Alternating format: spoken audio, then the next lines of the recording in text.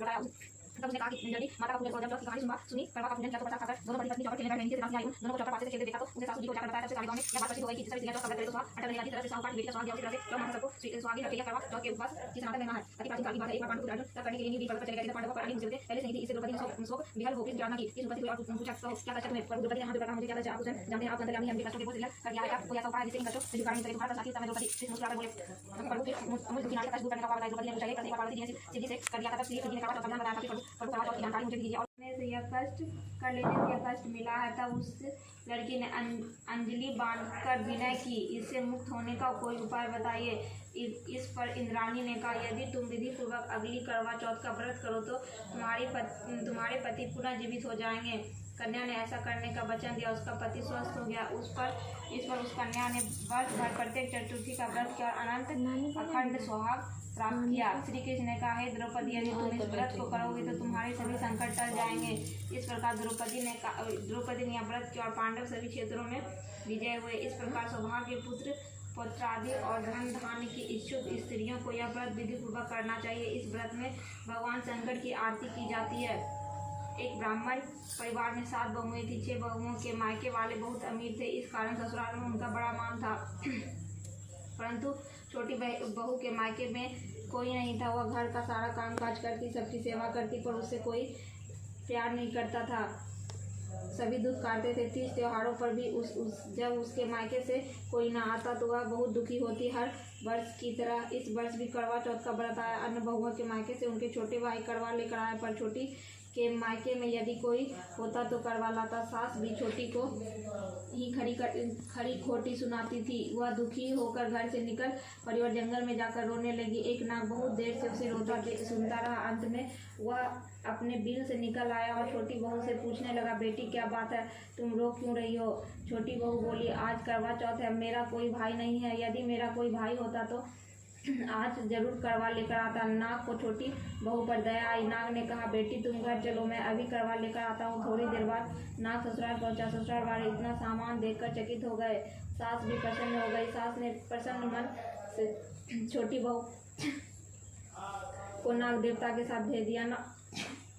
नाग देवता ने छोटी बहू को अपना सारा महल दिखाया और कहा जितने दिन चाहो आराम से रहो, मन चाह खाओ, मन चाह पहनो। एक बात याद रखना, सामने रखी नाथ कभी मत खोलना। छोटी बहू सारा समय महल में आराम से काटती, पर नाथ के बारे में उसकी उत्सुकता बढ़ती जाती। एक दिन जब घर में कोई नहीं ना था, उसने नाद को उठाकर देखा तो हजारों छोटे छोटे सांप के बच्चे इधर उधर रेंगने लगे। उसने जल्दी से नाद ढक दी। जल्दी में एक सांप की पूंछ नाद के नीचे आकर कट गई। सांप को नाग के आने पर छोटी ने अपनी गलती स्वीकार कर ली। नाग ने उसे क्षमा कर दिया और जब छोटी ने ससुराल जाने की इच्छा की तो उसे धन रत्न आदि देकर विदा किया। छोटी के ससुराल में उसकी बड़ी इज्जत होने लगी। जिस सांप की पूंछ कटी थी उसे सभी बंडा कहकर तंग करते थे।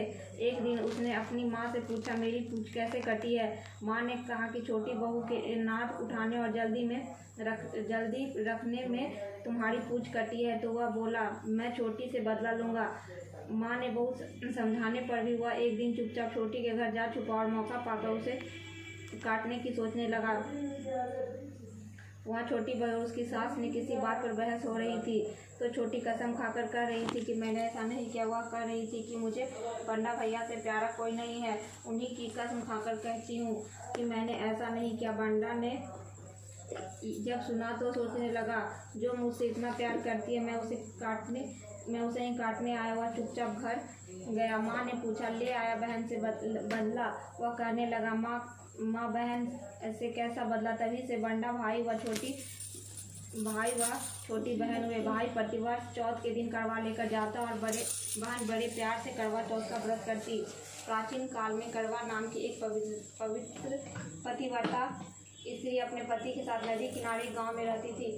कार्तिक मास के तीस पक्ष की चतुर्थी के दिन उसका पति नदी में स्नान करने के लिए गया। स्नान करते समय एक मगर ने उसके पैर पकड़ लिया। वह करवा करवा नाम लेकर जोर जोर से अपनी पत्नी को पुकारने लगा। उसकी आवाज़ सुनकर उसकी पत्नी दौड़कर आई और उसने मगर को कच्चे धागे से बांध दिया।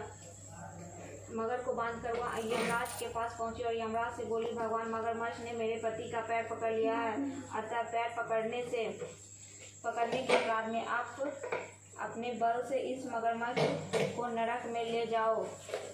यमराज ने कहा, मगरमच्छ की आयु शेष है, अतः मैं उसे नहीं मार सकता। इस पर करवा ने कहा, यदि आप ऐसा नहीं करोगे तो मैं आपको श्राप देकर नष्ट कर दूंगी। यह सुनकर यमराज डर गया और उस पवित्र पतिव्रता स्त्री करवा के साथ जाकर मगरमच्छ को उन्होंने यमपुरी भेज दिया और करवा के पति को दीर्घायु प्रदान की। उसी दिन से यह करवा चौथ व्रत मनाई जाती है और सुहागिन स्त्रियों के द्वारा यह व्रत रखा जाता है।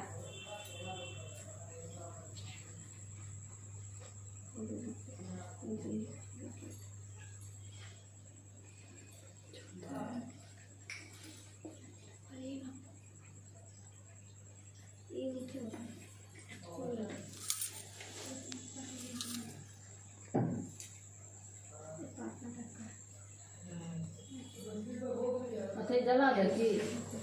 हाँ दो जलाइए ना,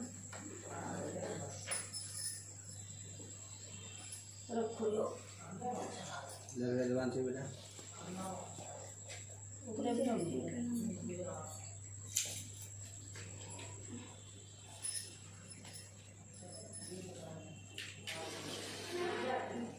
कपूर ले लें सनी।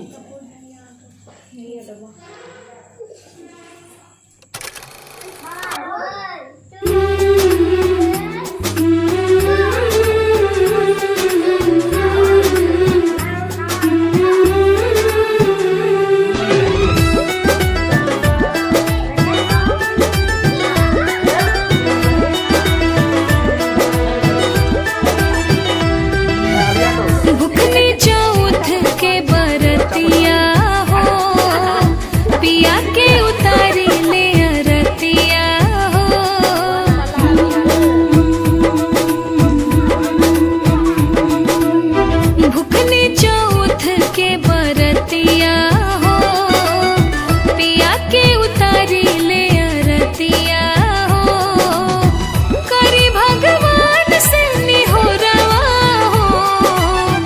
सही बनल रहे मोर सिंहोरा में से नूरवा हो, असही सजल रहे मोर मांगी में से नूरवा हो, असही बनल रहे मोर सिंहोरा में से नूरवा हो।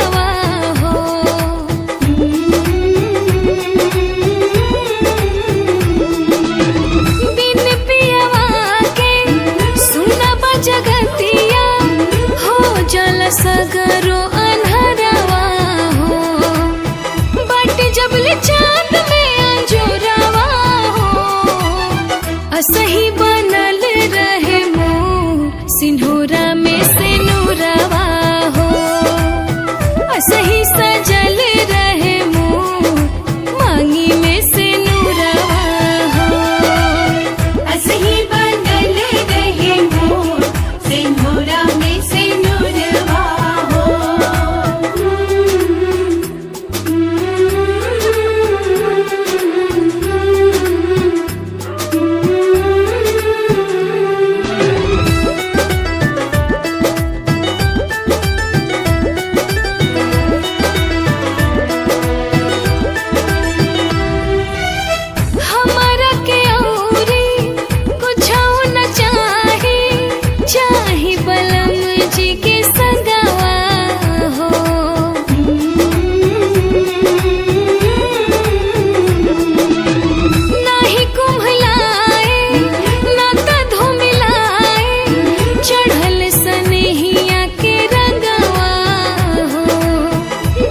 चलने में चेहरावा हो, असही